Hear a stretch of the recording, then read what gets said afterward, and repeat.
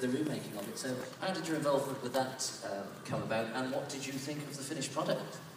Well, my involvement with it came about because Mark Gatiss got in touch and said, would I like to go and have lunch with him at the Ivy Club? And yes, please. Lovely place. And so we had a lovely lunch and chatted and chatted and chatted about my memories of the show, and him asking me, is this right? And sometimes me saying yes, sometimes saying no. And he was so concerned with getting everything as right as it possibly could be. I mean, Mark has really had a love affair with Doctor Who for not 50 years, because he's not old enough, but many, many, many years. He's such a lovely man, and I think he did a fantastic job. Do you agree? Yes. I loved it. I mean, I found it, I've seen it 3 times now. The first time I saw it, I found it really emotional.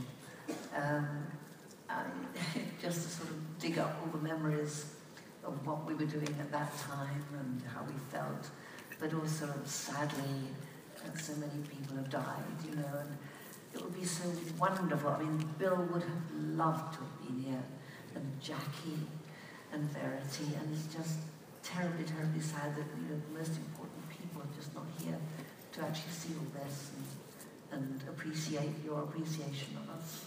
It would have been wonderful, but I think the film did get how we all got on so well. I mean, it was a really nice unit, you know, from the very first moment, I think, really, wasn't it? You know, luckily, we all really enjoyed working with each other. And I don't know, there have been stories told about Bill being grumpy, etc., but I didn't find him so at all. I found him very meticulous in what he wanted to create. And he had certainly very strong ideas about what everybody else should be doing. I don't think he always said exactly what he felt, but quite a lot of the time he did. But it's only because he wanted it to be so perfect and so right. Yes, well, listening to what Carole was saying, I was thinking that this all started in a sort of old Irish club on a road quite near the BBC, and I always remember going into it and meeting all the cavemen and thinking, my God, what an extraordinary place they put us in. It's dank of beer. And this is where we were going to create the play. But as soon as we started to work, I think we did realize immediately that it was deadly serious. And it was interesting because, of course, we'd been making a lot of jokes about the fact that we were starting in the Stone Age, you know, to begin with.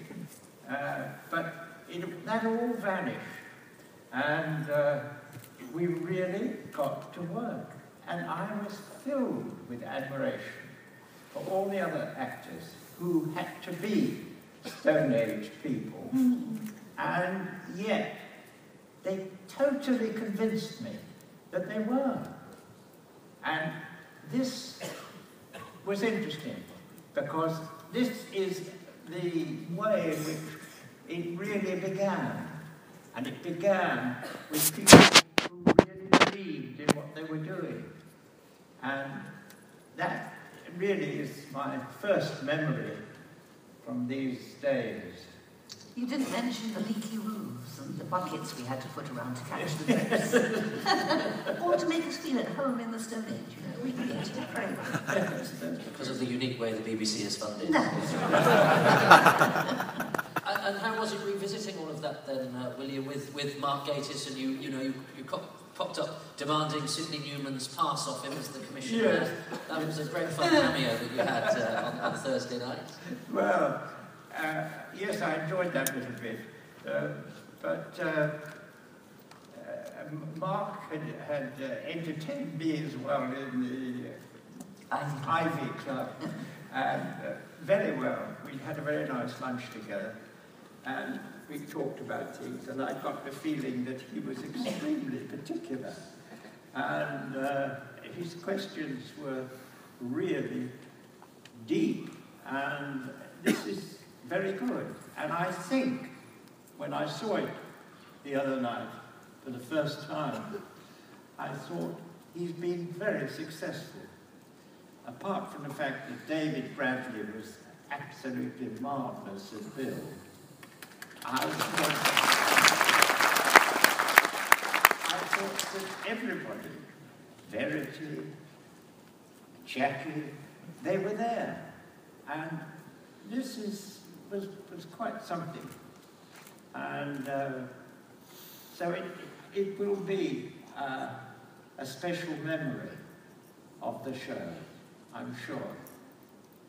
Well, somebody else who pops up, I think we might do a little bit of fast. I bet you when he entertained you at the Ivy Mug, did he have fish and chips? Yes. Yeah. Yes. He always has fish and chips. Get Pixley on the phone. He needs to know that. Every time Mark Gatiss has lunch at the Ivy, he has fish and chips. He's a creature of habit. Well, it's a very special fish and chips. It is, yes. 17 quid. Somebody else who is in the invasion, the adventure of space and time, but not in person, but represented, is going to be our third guest who's going to join us now, who was behind the camera creating some of the images in the first few years of the show. Please welcome on the stage the director, Richard Martin.